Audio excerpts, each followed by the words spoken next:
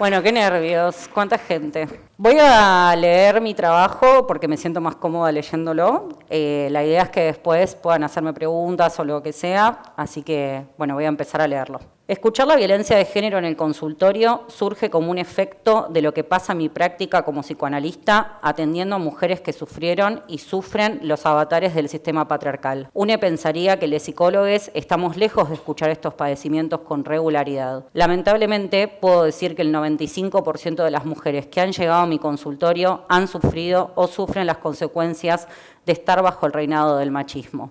Dije 95%, pero creo que podría haber dicho el 100%, pero bueno, vamos a dejar un margen. En esta presentación intentaré realizar un recorrido sobre cómo es trabajar con víctimas de violencia de género, representado a partir de 2 recortes de casos clínicos donde demuestran los avatares que esta práctica genera. El primer, bueno, vamos a ver cómo funciona ahí. Ahí estamos. La morosidad como herramienta de trabajo indispensable. Hay un concepto que me parece fundamental a desarrollar cuando hablamos de escuchar la violencia de género en el consultorio, y es la morosidad, a saber que estemos dispuestas a escuchar respetuosamente la singularidad del relato, cuyo valor de verdad no será subestimado, ni desestimado, ni juzgado, ni culpabilizado. Este es el punto de partida que no podemos olvidar. Toda mujer que llega al consultorio a relatar que siente miedo por los comportamientos que tiene su pareja, o porque sufrió un abuso sexual en su adolescencia, o que su abuelo la abusaba con apenas 5 años, o que su amigo la toqueteó en medio de una fiesta cuando estaban borrachos, o que siente angustia por cómo la trata a su novio, pero no entiende por qué, tiene que sentir que ese es su espacio seguro para hablar de todo lo que sucede, que puede decir lo que sea, sabiendo que va a haber un otro que la va a escuchar, alojándola a través de validarla sin juzgarla. Entonces, esta posición implica estar advertidos, advertidas, que no se reproducirá bajo ningún punto de vista una revictimización de quien sufrió violencia de género. Con revictimización, que seguramente es un término que muchos de ustedes conocen, me refiero a volver a hacer pasar a quien consulta nuevamente por una situación de violencia de género, que tranquilamente puede reproducirse al, por ejemplo, hacerla cargo de lo que le pasó. ¿Y por qué no te separaste antes si te maltrataba? Lo que no entiendo es por qué si sabías que estabas mal, no te fuiste. Viste que lo que pasa en una pareja es culpa de los dos. Pero lo que no entiendo es por qué mandaste esa foto sabiendo que él la podía usar en su contra. Le sonará fuerte, pero esto ocurre. Por eso vuelvo a resaltar la importancia de estar advertides, que también implica, y esto quienes me conocen saben que soy muy insoportable con esto, pero es no olvidar las 3 patas fundamentales de nuestro ejercicio profesional. Actualizarse en saberes constantemente, supervisar arduamente y realizar terapia de forma semanal. Revisarnos es ético para no cometer errores u horrores donde se expulse y violenta a quien consulta. Tenemos que estar advertidos que vivimos bajo el patriarcado y es necesario cuestionarlo para no reproducir el machismo en las 4 paredes del consultorio. Recién escuché la charla de Narela, que me pareció sumamente interesante, y digo, ¿no? Esto, sabemos que existe el patriarcado, sabemos que existe el capitalismo, bueno, pero tenemos que estar advertidos de que eso ocurre y nos tenemos que posicionar ante ello. ¿Por qué tanto hincapié en todo esto? Quien sufre violencia de género está en una posición vulnerable, de desconfianza absoluta, efecto de la violencia. Vienen a depositar un saber en nosotros y por eso tenemos que asegurarles que eso sucederá. Sin amorosidad no hay posibilidad de abordar ni tramitar la violencia de género. Bueno, hasta acá el primer apartado, que había ahí algunas cosas anotadas. La primera parte, que lo nombré así, sobre puntuaciones sobre el trabajo con víctimas de violencia de género, y el punto fundamental a resaltar es que todo tipo de violencia de género es grave. Sabemos que la violencia de género tiene diversas formas de presentarse, desde la violencia psicológica a la sexual, la económica, la simbólica y la física. A todas las escuchamos en el consultorio y todas son igual de graves. ¿Por qué? Porque corrompe la subjetividad de quien la sufre. Sin embargo, sabemos muy bien que algunas son difíciles de identificarlas porque no dejan una marca física. Pero en la medida en que escuchamos podemos dar cuenta que las huellas psíquicas son tan importantes como las son un moretón. Y que entonces no necesitamos de esa marca física en el cuerpo real para ver cómo la violencia ha impactado en el psiquismo. Yo acá voy a compartir un recorte de un caso clínico que les voy a spoilear, se va a tratar más bien de la violencia psicológica que sufrió esta persona, Pero me gustaría agregar, ahora que lo estaba releyendo y que obviamente una cuando escribe un trabajo después le va agregando cosas, ¿no? Que me parece que esto, si bien me voy a centrar en la violencia psicológica, sepamos que la violencia económica, por ejemplo, también se puede ver reflejada, y voy a agregar algo a lo último después sobre esto, y que no deja ningún tipo de marca física, pero que en el psiquismo sí tiene consecuencias, y de nuevo, tomando el concepto que planteé, tenemos que estar advertidos de que esto sucede, y está muy enlazado en el psiquismo. Bueno, voy a compartir este caso clínico que cabe destacar que se preservará la identidad de la consultante y los datos extraídos son para fines explicativos. En reiteradas ocasiones, M de 28 años llega a la consulta angustiada por una ruptura con su pareja. Dice, terminé esa relación porque empecé a desconfiar de mí misma. Todo lo que yo decía no tenía sentido. Me daba vuelta todo. También noto que me empecé a aislar de mis amistades. No sé, no tengo ganas de nada, estoy muy triste.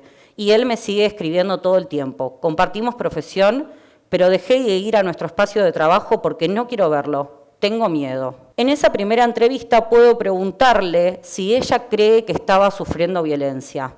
Me dice que es feminista y sabe que puede ser violencia psicológica. Las feministas también podemos sufrir violencia de género, voy a agregar a mi trabajo acá. Pero descree de que así sea, que no le puede estar pasando a ella. Dice que lo que sufrió con su expareja no es tan grave, que hay otras mujeres que la pasan peor. En sesiones siguientes, como es algo que reitera una y otra vez, puedo preguntarle por qué creen esto, es decir, por qué está creyendo de que no le puede pasar a ella. Se angustia. Esa sesión cambia de tema, dejando inconclusa esa idea. En este sentido, consideré que no era el momento para abordarlo con ella.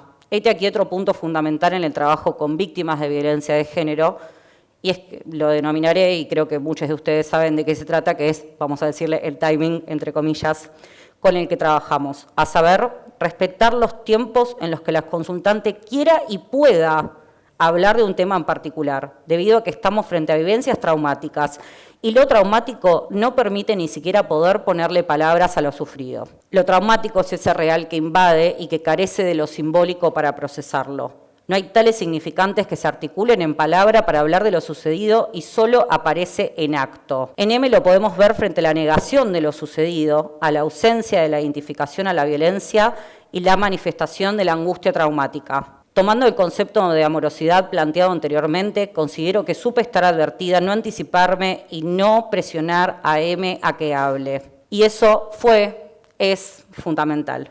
En una oportunidad me comparte en sesión que había viajado a visitar a su hermana y que mientras tomaban mate se escucharon gritos de su vecina.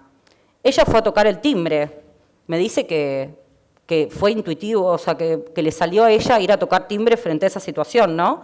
Y dice que el marido la estaba violentando físicamente. Ayudó a esa mujer a salir de la casa. Esa mujer estaba agradecida. Él me dice, me abrazaba y me agradeció y logró contarme lo que le estaba pasando. No me voy a explayar en esa situación porque nos iríamos del tema, pero es muy interesante cómo lo relata. En la medida en que lo va relatando, hace una pausa, se angustia y dice, ¿por qué me siento tan identificada a esa mujer si a mí mi ex no me pegó? ¿Por qué sentí lo que ella estaba sintiendo? Se me pone piel de gallina al leer esto. Le pregunté si podía hacerle una devolución de eso que estaba diciendo.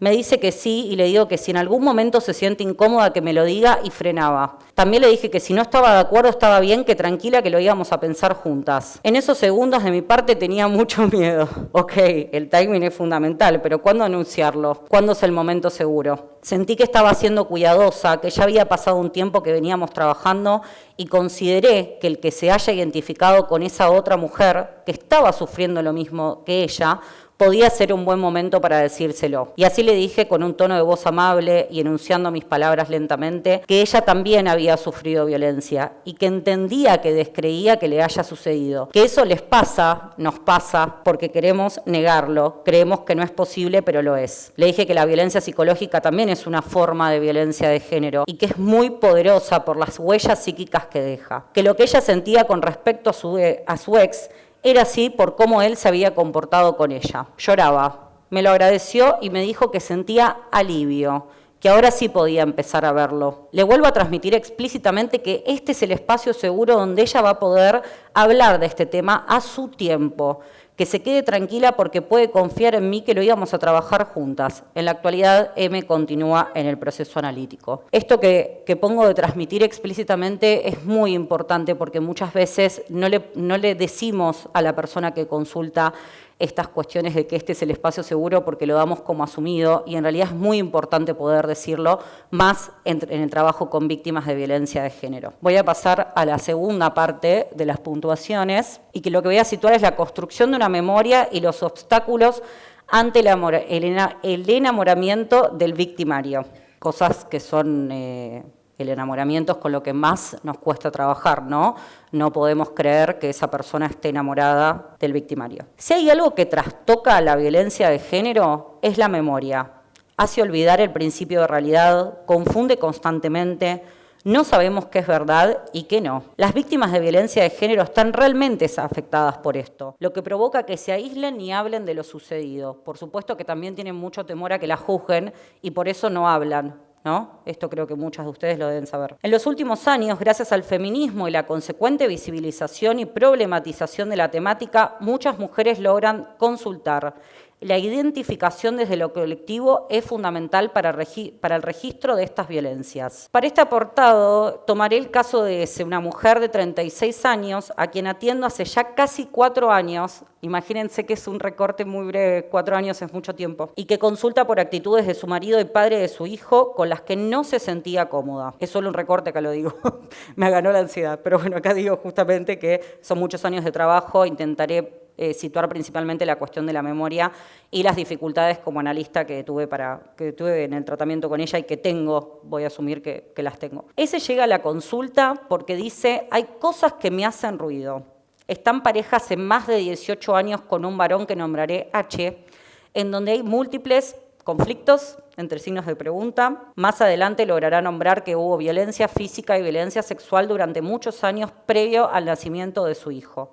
La violencia psicológica atraviesa, por supuesto. Ella puede notarlos a partir del embarazo y nacimiento de su hijo, donde H no la acompaña a realizarse ninguna ecografía. El día que nace se fue a ver un partido de fútbol, no cuida al bebé ni realiza tareas del hogar. A partir de que vi algunos posteos tuyos en Instagram y de otras feministas, me di cuenta que no estaba buena que esto pasara y por eso decidí empezar. Esto ayer cuando revisaba el trabajo, creo que las redes sociales soy muy crítica de las redes sociales, de hecho muchas veces me cuesta armar publicaciones en mi propio Instagram, pero tampoco podemos negar que si se hace con una ética y compromiso puede tener un efecto muy importante en ciertas personas, sobre todo en víctimas de violencia de género. Así que no desestimemos ese rol quienes tenemos redes. Retomo. La realidad de ese era esta. El desafío de atenderla era enorme. Ella estaba aislada en esa relación. H era su única persona cercana. Refiere tener un grupo de amigues, pero que tenían en común con H. No había vínculo con su familia de origen. El trabajo en aquel entonces tenía por objetivo ir extremadamente despacio, sin desatender alguna situación de urgencia que se presentara. Esto es muy importante detectar cuando trabajamos con violencia de género. Desde nuestro lado, por supuesto que no queremos que bajo ningún punto de vista estén con ese varón que las maltrata, pero también tenemos que pensar en las posibilidades y en qué situaciones de riesgo estamos. Voy a agregar que con ese he tenido sesiones en las cuales ella se encerraba en una habitación en la casa y ponía música para que H no la escuchara. Ha tenido sesiones en el auto, ha tenido sesiones en la calle, ha tenido sesiones por una llamada telefónica porque no podía prender la cámara. A través de ir hablando sesión a sesión, fui detectando a partir del discurso de ese que ella no quería separarse de H, que tampoco quería denunciarlo. Dice, eso me da mucho miedo y siento que va a ser peor. Escucharla me dolía, pero también era consciente que el espacio terapéutico era el único que tenía en ese momento. Sostener a esta paciente no hubiese sido posible sin las reiteradas supervisiones que tuve y tengo. Sentía que escucharla era chocarme contra la pared una y otra vez y que no había posibilidades de hacer algo, pero sí las había. Fuimos de a poco. Cuando digo de a poco, de verdad que es muy de a poco. Elaborando las distintas vivencias. Primero identificando qué cosas a ella le incomodaban de H, ¿no? Qué cosas le hacían ruido. Luego nombrando cómo se sentía al respecto, poder ubicar algo del sentir. Esto fue un arduo trabajo porque se borroneaba todo el tiempo con el ideal. Ella quería estar con H y tener una familia, pero ese ideal no era congruente con la realidad. Armar una memoria permitió achicar la brecha entre el ideal y la realidad. Para esto no solo utilicé la sesión semanal, sino que también me ofrecí atenderla 2 veces por semana y que entre sesión y sesión ella puede escribir lo trabajado en sesión. Obviamente al principio se mostró reticente con esta idea, pero se compró un cuaderno para anotar y releer las veces que fuera necesario lo que iba elaborando. El trabajo siguiente fue que ella puede ir construyendo otra realidad, diferente a la que estaba acostumbrada. Empezar a juntarse con sus amigues sin H, empezar a representarse cómo sería una vida sin H, cómo sería vivir en otro lugar, lejos de esa casa que había construido, ¿no? con él. ¿Cómo sería que su hijo estuviese algunos días con ella y otros con H? Esto es lo que más generó angustia y al día de hoy es un tema recurrente en sesión. Vuelvo a reiterar, esto fue despacio con mayúsculas lo puse, respetando los tiempos. Para que algo se pueda hacer, primero hay que representárselo. Habitar otra escena no es posible sin primero imaginarla, pensarla, reflexionarla para luego habitarla. Me pregunto, ¿final feliz? Depende de cómo lo veamos. Al año y medio de comenzar terapia, ese se va de la casa donde vivía con H. Logra acercarse a su familia y contarles algo, no todo, algo de lo sucedido. Como así también confiar en sus amistades lo que pasaba con H. Sus amigas cortan vínculo con él, lo que asegura la confianza de ese en ellas. Gran grupo de amigas. Ella actualmente está elaborando lo sucedido, por momentos se le ha pasado por la cabeza volver con él, pero vuelve a leer ese cuaderno que le recuerda todo lo que vivió, vuelve a esa memoria construida en análisis. H, por su parte, sigue ejerciendo violencia hacia ella cuando tienen que hablar de su hijo, le dice que es mala madre. Ella hoy en día desmiente este relato, puede cuestionarlo y diferenciarse de las palabras de H. Sin embargo, lógicamente, le angustia, digo, no es muy lindo que te estén diciendo que sos mala madre constantemente. Hasta acá, pero creo que me falta una parte todavía, digo hasta acá el caso de ese, porque es muy complejo y hay mucho más, pero quería tratar de transmitirles algo de esto. Con los 2 casos quiero resaltar algo, la importancia que tiene para cada mujer que sea escuchada al ritmo que ellas proponen, con las posibilidades que tienen, las cuales no son las mismas para todas. Escucho en algunas supervisiones con profesionales que esto puede generar ansiedades. Es lógico vernos afectadas. Ver a una persona en situaciones de riesgo nos causa malestar, pero corremos el riesgo, repetí la palabra riesgo a propósito, corremos el riesgo de realizar intervenciones apresuradas que terminen expulsando del tratamiento a la persona y dejándola más vulnerable aún. Para esto, el pensar con otros, nuestro quehacer psi, es lo que nos da un posicionamiento diferente en la clínica de la violencia de género. Por último, es un breve recorte que hice. Por supuesto que no me iba a quedar callada con respecto al contexto que estábamos atravesando. No hay que dejar de nombrar que estamos ante una época hostil, de crisis en la salud mental, efecto de políticas riesgosas para los sujetos. Lamentablemente, en este contexto, considero que las más afectadas somos las mujeres y personas del colectivo LGTBIQA+. Les psicólogos tenemos el deber de alojar a quienes consultan desde la ternura para hacerle frente a la crueldad que nos atraviesa. Lo siniestro se hace carne en todos los espacios de nuestra vida cotidiana. No dejemos que eso se apropie en nuestros consultorios o otros espacios donde trabajemos. Cabe destacar que además considero que para que esto se haga realidad es fundamental trabajar en equipo. La grupalidad es la respuesta amorosa. Hablar, pensar en conjunto, debatir, poner sobre la mesa puntos de vista diversos es la perspectiva que hoy necesitamos. Voy a agregar algo más a mi trabajo y que se los dije ahí al inicio que se me había ocurrido. Hoy a la mañana mi pareja leyó el trabajo, nada que ver, es arquitecto, pero lo leyó. Y fue muy interesante una devolución que me hizo y que fue que, claro, me dice, en este contexto en el que estamos en una crisis económica impresionante, si pensamos a las víctimas de violencia de género, muchas veces están totalmente aisladas, no tienen trabajo y quien trabaja es el hombre que las mantiene, ¿no? Es un horror, entonces también como analistas, psicólogos, profesionales de la salud mental desde el lugar que laburen, es muy importante pensar en el contexto que está esa persona. No es lo mismo, ¿sí? Entonces, entender, esto creo que siempre lo tratamos de transmitir desde el equipo BF, poder entender la persona como un todo, ¿sí? La mirada que seguramente se los dijeron el primer día de facultad, mirada biopsicosocial, no lo tenemos que olvidar. Así que bueno, hasta acá el trabajo leído, me gustaría escucharles un poco a ustedes. Mi duda tiene que ver en cuanto a la espera. vos dijiste que fue un proceso que llevó su tiempo. Sí. Pero bueno, hay situaciones de violencia en donde no hay tanto tiempo. No. Entonces, el secreto profesional, cuando levanto, cuando la persona está en riesgo, y entiendo que el consultorio sea su lugar seguro, pero bueno, ¿qué hacemos? Porque no puede seguir así, porque mañana capaz que no estés. Totalmente. Bien. Bueno, me pregunta sobre la espera. ¿Cuánto hay que esperar? Obviamente que es el caso a caso y que tenemos que poder evaluar el riesgo de esa persona y qué posibilidades tiene donde irse. Lo que yo escuchaba con respecto a este caso es que había violencia psicológica, pero en ese momento no había otros tipos de violencia. Y rápidamente ella puede hablar sobre esto. Ella puede identificarse, puede identificarlo, puede empezar a hablar esto con sus amigues, puede acercarse de nuevamente a su familia.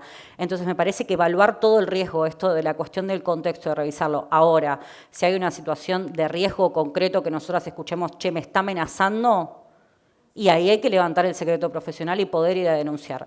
Recomiendo esto no nada más en víctimas de pacientes que son víctimas de violencia de género, sino también en pacientes que veamos situaciones de riesgo de otro tipo, intento de suicidio, lo que sea, siempre poder tener un contacto de urgencia. Esto es muy importante y sobre todo poder armar estas redes de, bueno, es importante que le cuentes a tu amiga fulanita esto que estás pasando. Ella no te va a juzgar por eso. Es importante que salga de estas 4 paredes que vos le puedas decir a otra persona. Decírselo explícitamente es súper importante. ¿Queda ahí un poco más respondido? Genial, genial. Sí. Hola, yo te quería preguntar, no sé si tu opinión o tu observación Sí.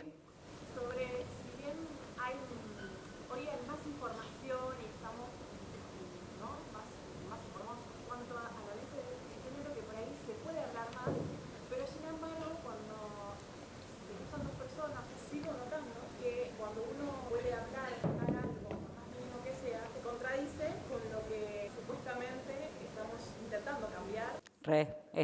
Está muy bueno lo que decís y te lo voy a responder con una frase que circula. Amiga, date cuenta. Amiga, date cuenta. ¿Cómo le vas a decir que se dé cuenta si no está dándose cuenta? Es, amiga, te escucho las veces que sean necesarias hasta que podamos hacer algo con esto. El tema violencia de género es un tema que me atraviesa porque trabajo, como creo que quedó reflejado que trabajo con este tema, pero actualmente tengo una amiga que está en una situación de violencia de género y ella ha formado un vínculo muy importante conmigo en el último tiempo porque lo único que yo me repito una y otra vez es que no la tengo que juzgar si va y vuelve con este chabón, si ella toma esas decisiones de responderle, si por más que yo le digo que lo bloquee, ella no lo bloquea, yo no la voy a juzgar, la voy a acompañar. ¿No? Entonces me parece que ahí, y lo estoy diciendo como amiga, pero porque me parece que trajiste una cuestión ahí social, pero creo que como psicólogos también tenemos que ahí poner el cuerpo, porque si no podemos caer en el riesgo de juzgar a la otra persona y expulsarla del único espacio donde en teoría tiene que ser el único espacio seguro que tienen en todos los que está habitando, ¿no? Entonces, bueno, estas frases, ¿no? Como la amiga date cuenta, es importante cuestionarlas. Sí. Tengo una duda. Dale, intentaré resolverla. Estuve como voluntaria en una organización internacional que trabaja con migrantes, mayoría mujeres que bueno, no tienen vínculos, sufren violencia de género, y hay una parte de apoyo psicosocial pagado por otras organizaciones, y hay un límite de sesiones. Es un tema poder trabajar con mujeres que sufren violencia, ¿no? Que necesitan su tiempo para poder hablar sobre el tema y que no tienen un espacio como tal o no pueden pagar. ¿Cómo se podría hacer para de alguna forma poder ayudar a esas mujeres? Sí. Está buenísimo lo que decís porque, por supuesto, mi trabajo estuvo orientado en el consultorio privado, ¿no? Y en lo que es en el equipo, ¿no? que coordinamos con Vicky, que debe estar por ahí. Por supuesto que en estas instituciones es muy corto el tiempo muchas veces que tienen. Yo ahí apunto no a la terapia individual, sino a la terapia grupal. Yo fui voluntaria, yo soy de Mar del Plata y fui voluntaria de una ONG de allá que se llama Alameda en Red, que trabaja con víctimas de abuso sexual y apuntábamos mucho a trabajar en lo grupal. Sin embargo, por más que se trabaje en lo grupal, también es importante respetar los tiempos porque había víctimas que podían hablar de lo sucedido y esto no la identificación que juega en lo grupal y el espacio de contención, pero también es importante que había una de las chicas que no quería contar nada de su situación y contó 3 años después, ¿no? Lo que a ella le había sucedido, pero estar ahí le servía de mucha contención. Los tiempos en estas instituciones, por supuesto, como vos decís, que son muy cortos, es un bajón que sean muy cortos, es lo que hay y tenemos que tratar de hacer ahí. Evaluar el riesgo, de nuevo, como le respondí acá a la compañera, me parece que está bueno poder evaluar el riesgo y ver qué podemos hacer, ¿sí? Pero bueno, eso un poco respondiendo, creo que es algo muy complejo. No sé si un poco pude abordarlo. Sí. ¿Cómo estás? Yo te quería preguntar en caso de algún paciente que sufre de violencia de género, pero lo queda tan normalizado que no lo pueda ver. ¿Cómo lo llevarías? Bien, es re interesante porque justo el otro día supervisé un caso de una profesional que cuando yo tomé la entrevista de admisión no pudo nombrar que estaba sufriendo violencia de género ni nombró que tenía pareja, simplemente no. Y pudimos identificar en la supervisión que ella lo nombra como peleas de pareja. Bueno, ese es el término que le puedo poner ahora, ¿no? Como ir viendo también qué término le puede ir poniendo esa persona. Y de a poco lo va a ir nombrando, ¿sí? A veces no hace falta que digan violencia explícitamente, porque no, capaz no es el momento, porque esto, como contaba un poco en el primer caso, ¿no? Soy feminista, sé lo que es la violencia de género, la tengo re clara en lo teórico, pero a mí no me puede pasar esto. No es imposible. Entonces, bueno, ir trabajando y sobre todo en esto que traté de transmitir, de que pueda identificar qué cosas le molestan y cómo se siente ante esas cosas que le molestan, ¿no? Identificar el sentir es muy importante porque, bueno, esto, la memoria se trastoca, ¿no? Articulando los dos casos, se trastoca tanto que es importante poder ir armando esa memoria. ¿Respondo un poco o...? Genial, genial. Buenísimo. Sí. A mí me surge la inquietud de cómo poder trabajar algo que quizás no es tan sistemático, sino más bien episódico. Me surge también porque hace poco tuve la oportunidad de ir a un tribunal que trabaja con niños, niñas y adolescentes. Sí. Y una chica contó que había sido abusada sexualmente por un compañero, tenía 16 años en ese momento, lo resolvieron a los 20. Había sido una relación casual que tuvieron, que la chica lo vio como un abuso, pero el chico jamás lo interpretó así. Por supuesto que no lo interpreto así. Bueno, eso un poco me parece que, ahora voy. Un poco lo que ella está planteando es qué se hace si hay un caso de abuso sexual en el cual la mujer lo identificó como abuso y básicamente el varón no lo identificó. ¿No? Ahí resumiendo la pregunta. También en un contexto donde estamos sobreinformados sobre la violencia y ya desde quizás la adolescencia se pueden ir detectando prácticas que son violentas, pero la construcción de eso en el imaginario de cada uno es distinto. ¿Cómo podemos también construir vínculos desde ese lado? Totalmente. Bueno, en principio lo importante obviamente que es la educación sexual integral, me parece que eso tiene que estar, digamos, pensando desde la educación, eso tiene que estar para poder identificar, prevenir y detectar estas prácticas cuando suceden, ¿no? Y obviamente que es un tema muy extenso a responderlo, pero me parece que acá está la cuestión de las masculinidades, que es urgente que puedan involucrarse en estas temáticas, ¿no? Hay masculinidades que se involucran, pero muchos que no. Entonces es súper importante hacer un trabajo.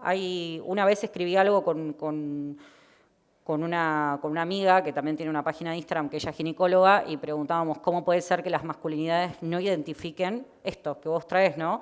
¿Cómo puede ser que no identifiquen un abuso? ¿Cómo puede ser que no identifiquen que eso es una práctica abusiva? ¿Cómo podemos hacer para instalar que, che, esto no está bueno, quizás esta persona no la pasó bien, che, quizás no pedí consentimiento, ¿no? Me parece que para eso la educación sexual integral no tiene que estar nada más en las escuelas, sino que tiene que atravesar todos los ámbitos que trabajemos, hasta incluso en el consultorio, ¿no? Si llegamos a trabajar con masculinidades, digamos, preguntar, ¿no? A ver, che, cómo son esos encuentros sexuales, cómo son, cómo la pasás, y revisar un poco a ver qué registro tiene del otro. Me parece que es re importante, creo que es para ampliar un montón el tema. Masculinidades es otro mundillo, o sea, dentro, ¿no? Obviamente que se conjugan, pero sí, es súper difícil. Y del lado de la víctima, si me permitís responderte un poco esto, bueno, va a ser procesar también lo que pasó. Muchas veces es un solo hecho aislado y que por supuesto que cuando dije el 95% no son todos como los 2 casos que traje, sino que muchas veces la mayoría justamente, y esto era otra idea que había tenido para acá, para la charla, pero era justamente plantear cuando traen que fueron abusadas una vez, y eso igualmente no es menos importante, se debe trabajar, y hasta incluso hay un montón de mujeres que no lo pueden hablar después de mucho tiempo porque sienten tanta culpa y vergüenza por lo sucedido, que ni siquiera pueden nombrarlo ahí, ¿no? Cuántas, digamos, mujeres que fueron abusadas sexualmente ni siquiera les pueden contar a sus familias, a sus amistades, a su pareja actual, digo, ¿no? Entonces, bueno, es todo un trabajo poder ir nombrando para cicatrizar ahí un poco del trauma. Estoy acompañando a una chica que está en una relación en esto del enamoramiento, que no quiere salir. La violencia son gritos, son insultos, y le activa muchas cosas del pasado. Entonces, yo como viéndola en el momento que está, me pregunto si puede haber como alguna forma de subsanar la dinámica que ella tiene hoy en día mientras hace el trabajo. Bien, sí. Obviamente que este segundo caso que traje, esto también estaba, ¿no? De nuevo, esta cuestión de poder identificar la violencia y que ella pueda empezar a ver cómo se siente. ¿Y cómo te sentís? Voy a hacer el ejemplo, ¿no? Che, ¿cómo te sentís después de que tienen estas peleas o como ella lo nombre, ¿no? ¿Cómo te sentís después de eso? ¿Cómo quedás? ¿No? Y probablemente quede con ansiedad, quede angustiada, se quede tirada en la cama todo el día o vaya a hacer 800 actividades para olvidarse de lo sucedido. Entonces, que pueda empezar a hacer ese puente de conexión de cómo se siente post ejercicio de la violencia, ¿no? Y también, bueno, detectar en esto que vos decís, que obviamente debe ser súper más amplio, ¿no? Pero de lo que ha vivido previamente y que le revuelve, bueno, ¿me querés contar de estas situaciones que te llevan ahí? ¿Por qué te hace acordar tanto, ¿no? A esto? Ir de a poco interrogando por los bordes, ¿no? Yo siempre digo eso, como ir por los bordes para que también se sienta alojada a escucharla. Y incluso esto que un poco que traté de transmitir, de decirle, quédate tranquila que esto lo vamos a ir trabajando despacio, que no hace falta que lo resolvamos hoy, que, ok, esto probablemente siga pasando, pero vamos a tratar de hacer lo posible para que vos puedas estar bien, independientemente de cuál sea el resultado, ¿no? También es muy importante ir viendo y que vos vayas detectando, y que todos quienes están acá, a ver esto, como les decía, las posibilidades que tiene esa persona. Che, tiene vínculos, eso es la parte más importante, ¿no? Tiene redes, puede contárselo, lo puede identificar, digo, ¿no? Me parece que esa vía es bastante interesante. Bien, ¿respondí un poco? Genial. Sí. Te quería consultar qué juego cumple o qué lugar cumple el umbral de tolerancia de violencia en el proceso de la persona que está padeciendo. Bien. Sí, me preguntan por el umbral de tolerancia que tiene la persona. Qué difícil responder esto, ponerlo en palabras, como que creo que cuando estoy con un paciente es más fácil. Pero bueno, me parece que poder ir, me parece que ir detectando los síntomas también, ¿no? Que tenga esa persona, ¿no? Creo que ahí es muy importante, voy a responder desde el psicoanálisis porque soy psicoanalista, pero la transferencia es muy importante porque, por ejemplo, que vos venís trabajando con esa mujer que está sufriendo violencia y que te pueda llamar para decirte que está muy angustiada y que no aguanta más lo que está pasando es fundamental. Y sin la transferencia o alianza terapéutica o como se le quiera llamar, es súper importante porque ahí es donde se va haciendo ese puente conector. Vos, o sea, vos como psicóloga, psicoanalista, profesional de la salud mental. Y vuelvo a resaltar la cuestión de las redes que tengan, los vínculos, las amigas, los amigos, los familiares, digo, ¿qué poder tiene esa persona de decir, che, me está pasando esto, no aguanto más? ¿No? Eso me parece que se puede responder desde lo transferencial, un poco, ¿sí? El umbral es según cada persona, ¿no? También, digo, es como que ese nivel de tolerancia, pero para poder detectarlo hasta dónde puede llegar esa persona, ¿no? Y que pueda... Ahí también, ¿no? Que pueda simbolizar que ese también es su límite. Hay algo que también trastoca la violencia de género y que son los límites, se traspasan todos los límites posibles. Entonces, en la medida en que se construye una memoria, se construyen límites también.